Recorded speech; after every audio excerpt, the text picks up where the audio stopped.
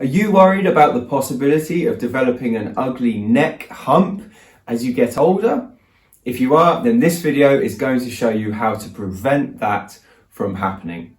Hi everybody, my name is Harlow and I'm the Over-Fifties Specialist Physio here at HT Physio in Farnham. And today we're going to be showing you 2 simple exercises you can use to prevent a neck hump from forming as you get older. Now, before we dive into the content of the video, if you haven't already, please remember to like the video and subscribe to the channel because it really helps me to reach more people. Now that that's been said, let's talk about neck humps. Now, a lot of people are worried about developing what we call a dowager's hump, which is basically a hump that occurs in this part of the neck here, where the neck meets the back. And it typically gives people this kind of appearance. They can develop like sometimes a fatty kind of looking lump at the back. Sometimes it looks bony, but either way, it doesn't look very nice. It's more common in women than in men, and it becomes more common as we get older. Now, there's a myth that the humps that people develop on their necks and their backs are always due to genetics. And in fact, this is not the case. Even though there may be a slight genetic component, you have to have genetics combined with poor posture to actually cause the hump. So the main cause of the hump that develops in people's necks is poor posture. And the hump develops right over the junction between the thoracic spine, which is the middle of your back, and your neck, which begins just below here where the neck meets the shoulder, and then obviously comes right up to the base of your skull. So that the hump develops at this junction here, which is on what we call the 7th cervical vertebra. So C7, you might have heard that called before. And it tends to happen because if people leave their postures unchecked, they can start to do this, especially as we get older. The spine becomes rounder, the chin sticks forward. I'm sure you've seen people who walk and sit like this. And as their skeleton changes, because they've allowed themselves to come forward, we can develop either a buildup of tissue there, or it can just give the appearance of a hump.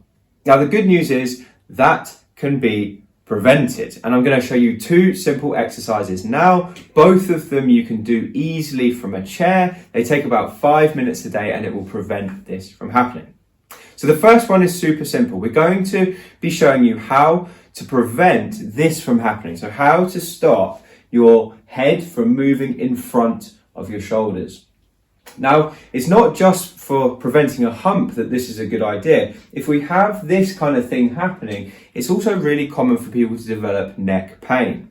And it causes neck pain because the weight of the head has moved forward, which means that suddenly the muscles at the back of the neck are having to pull really hard to keep the head in balance. So the ideal position for your head is stacked up on top of your shoulders.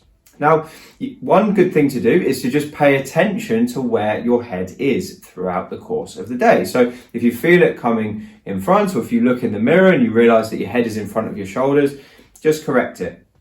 But there's a better way to correct it by building up strength in these little muscles here under the chin. We call these the deep cervical flexors. So the exercise is very simple.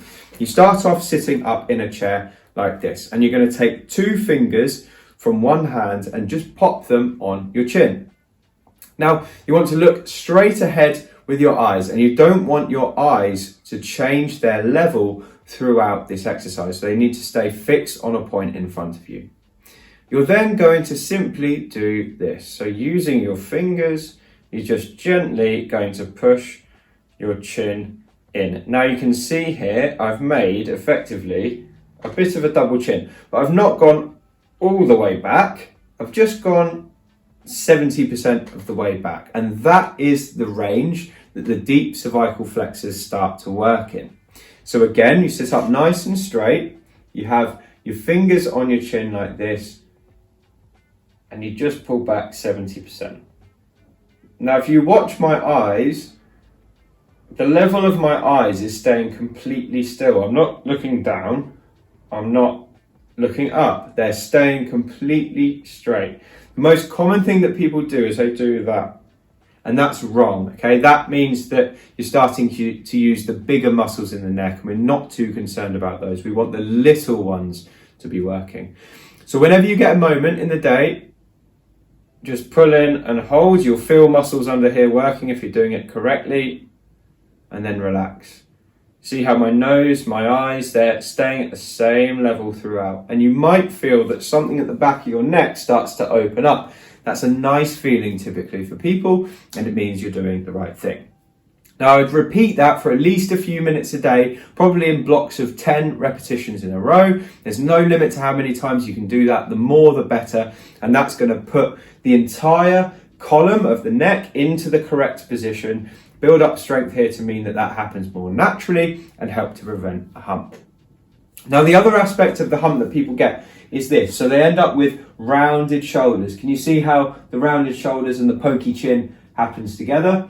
Well, what we need to do is we need to correct the problem that happens in the shoulders. And what often happens is that the muscles between the shoulder blades become very weak and they sort of let go. So they allow the shoulders to round. So we're going to show you now how to prevent that from happening. So all you need for this exercise is you need a resistance band. You can pick one of these up really cheaply on Amazon or from, Sports Direct or somewhere like that. You want one that's, nice and flexible. It doesn't have to be too strong. And the exercise you're going to do is really simple. Again, you can do it from a chair. You want to sit up nice and tall, and you want to put the band in front of you, holding it with both hands. And if you look at my shoulders, I'm trying to keep my shoulders down, all right? I'm not up like this, I'm down like this. And if I'm relaxed, my shoulder blades at the back are apart, okay? All I'm going to do now is I'm going to pull the band really tightly across my chest, whilst also trying to keep my shoulders down. Now, if you're doing this correctly, at this point, you should start to feel your shoulder blades come together, and the area between the shoulder blades should squeeze. Once you've done that, you just relax and you bring it back in front of you here, keeping your shoulders down. And that's one.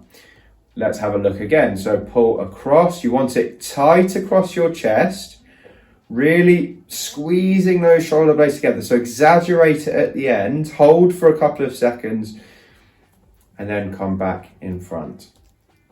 Now, if you're doing this exercise correctly, the area that should ache afterwards is the area between the shoulder blades. That's the area of the muscles that are working. They're called the rhomboids, and they're really important muscles to keep your posture good. So if these muscles are working better, it's going to pull your chest open. Okay, you're going to have your shoulders back and down. You're going to have your chin in, and that is the anti-hump position that we're looking for. Again, with this exercise, I would try and do it a couple of times a day. I would do 10 in a row for most people. That's a great place to start. If you can do more than 15 with the band you're using, you need to find one that's a bit stronger. And if you're doing this correctly, you should have a bit of an ache between the shoulder blades, like a working muscular ache by the end of the set. So that's all you need to do. You've got your chin tucks exercise here. Try and do that little and often, just using the fingers to guide you back in. You've got the band pull apart exercise here, where you have the band and you pull it across and squeeze. That's number 2. And if you do that every day, you're definitely going to counteract the effects of this hump, this dowager's hump forming, and prevent that horrible appearance of looking older than you really are. Anyway, I hope that's been useful. If it has, then please drop a comment below. And if you like my content, then please do feel free to pick up a copy of my book. It's called Thriving Beyond 50, and you can find it on Amazon using the link below this video. That's all I've got for you today. Thank you very much for watching, and I look forward to speaking to you on the next video.